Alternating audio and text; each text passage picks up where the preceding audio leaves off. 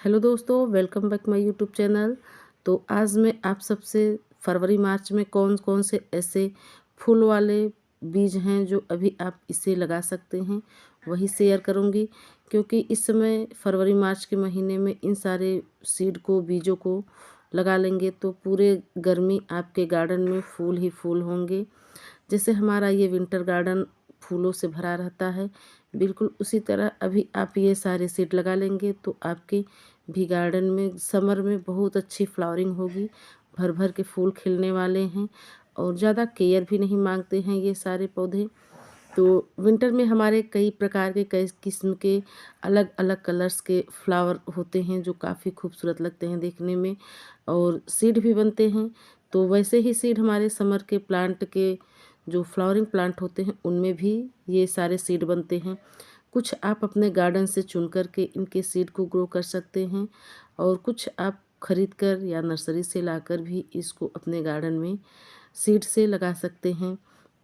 चाहे तो आप ऑनलाइन इसके सीड को ले सकते हैं या नर्सरी से भी इन सारे फूलों के सीड मिल जाते हैं आपको।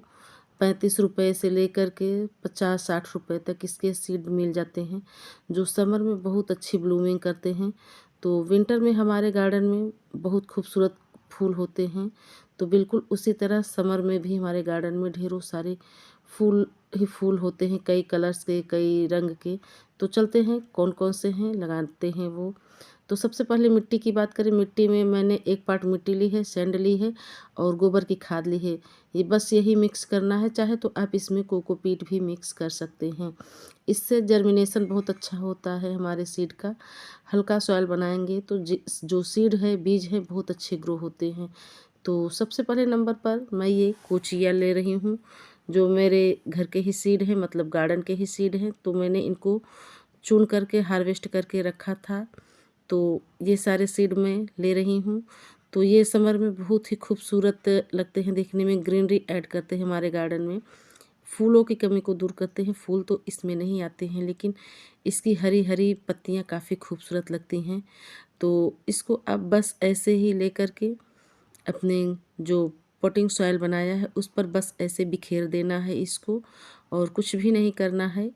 हल्का सा कोकोपीट या सैंड या थोड़ी सी इसी की मिट्टी जो बनाई है, बस उसको आप ऐसे कर सकते हैं या इसको ऐसे मिक्स भी कर सकते हैं। तो मिक्स करके आप इसमें पानी का स्प्रे कर सकते हैं। फंगिसाइड पानी मिला हुआ होना चाहिए या सादा पानी भी।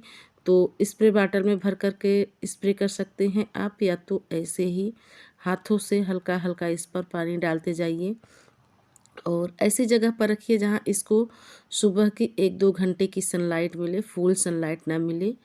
और इससे बीज जो अंकुरण बहुत अच्छी होती है। क्योंकि इस समय फरवरी मार्च में अगर लगा लेंगे तो आपके जो सीडलिंग्स हैं बहुत हेल्दी होंगे और अच्छे भी ग्रो होंगे, क्योंकि इस समय टेम्परेचर ज़्यादा हाई नहीं रहता है। उसके बाद ये सनफ्लावर के सीड भी लगा सकते हैं आप। इसमें आपको 2 वैराइटीज़ के मिल जाएंगे, एक बड़े सनफ्लावर होते हैं, एक छोटे होते हैं, और एक घने पत्तियों वाला होता है, उसकी जो पेटल घनी होती है। तो ये भी मेरा घर का ही सीड है, तो मैंने इसको भी हार्वेस्ट करके चुन करके रखा था, तो ये भी मैं लगाऊंगी। तो इसे आप चाहे तो इसके लिए अलग से पॉटिंग सॉइल बना सकते हैं, लेकिन मैं लगाने वाली हूँ जो मेरे सभी विंटर के ही प्लांट हैं जिन पौधों की हाइट कम है, तो उसके बगल साइड में प्लांटर्स में आप इसके सीड को ऐसे मिट्टी हल्की सी इसकी भुरभुरी करके उसमें दबा दीजिए। तो ये जब बीज ग्रो हो जाएंगे तो उसके बाद विंटर का जो प्लांट है आप इसको निकाल करके हटा दीजिए।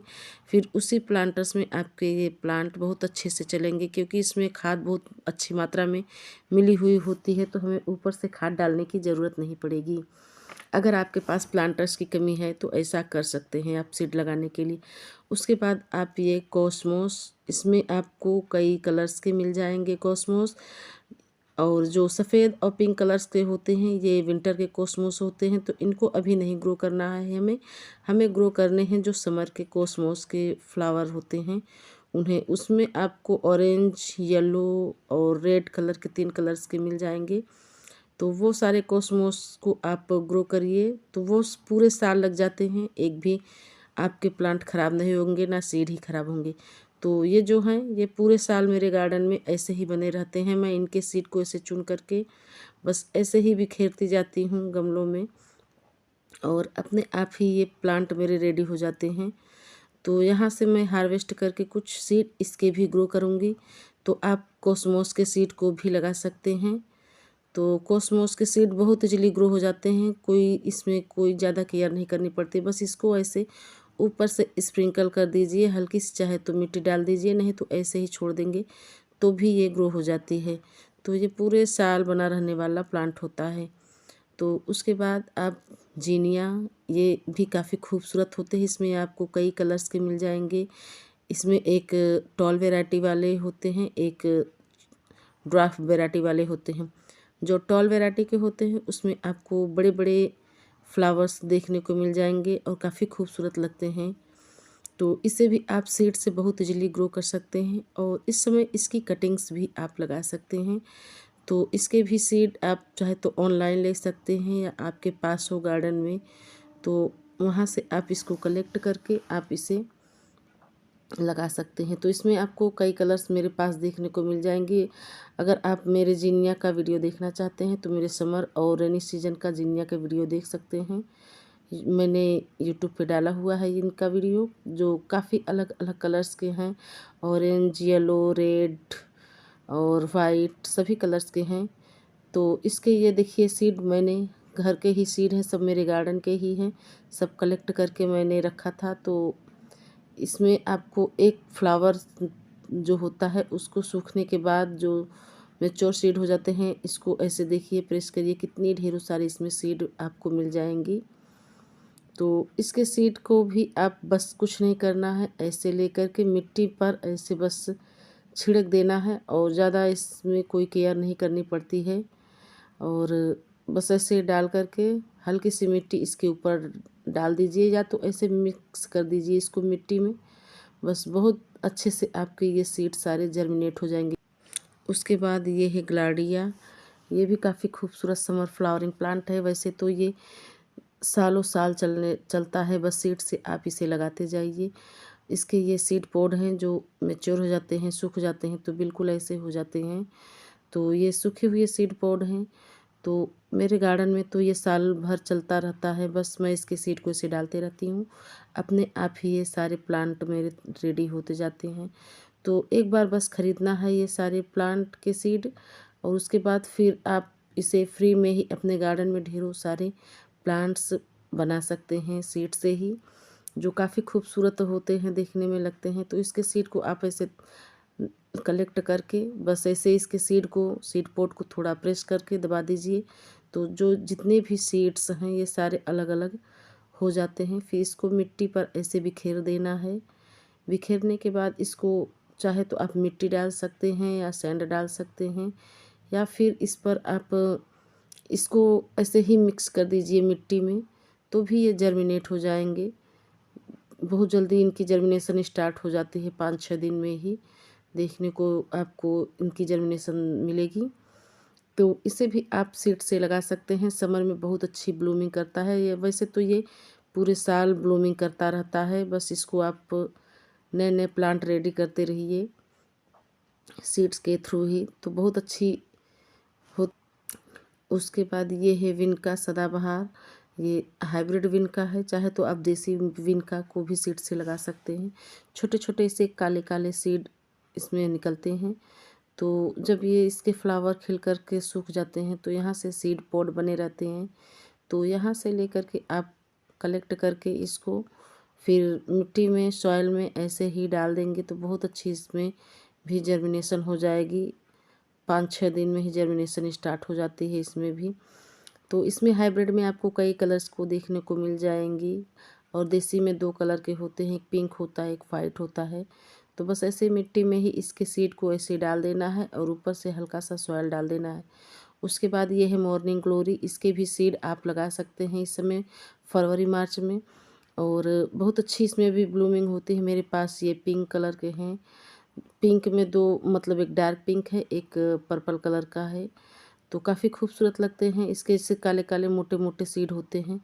तो इसको बस ऐसे मिट्टी में हल्का सा प्रेस करके बस लगा दीजिए। इसमें 3 से 4 दिन में ही जर्मिनेशन स्टार्ट हो जाती है और ये एक वाइन की तरह होता है। चाहे तो अलग से इसका आप एक प्लांटर्स तैयार कर लीजिए ताकि ट्रांसप्लांट भी ना करना पड़े, तो उसमें बहुत अच्छे से आपकी ये लग जाएगी और काफ़ी खूबसूरत होते हैं। सुबह सुबह खिलता है इसका फूल और 2-3 घंटे में 10 बजे तक ही रहता है इसका फूल, उसके बाद बंद हो जाता है। उसके बाद ये है गोम्फ्रेना। गोम्फ्रेना में आपको कई कलर्स के मिल जाएंगे। मेरे पास 3 कलर है, पिंक है, वाइट है, पर्पल है। तो तीनों के सीड मिक्स करके मैं ऐसे ही लगा रही हूँ।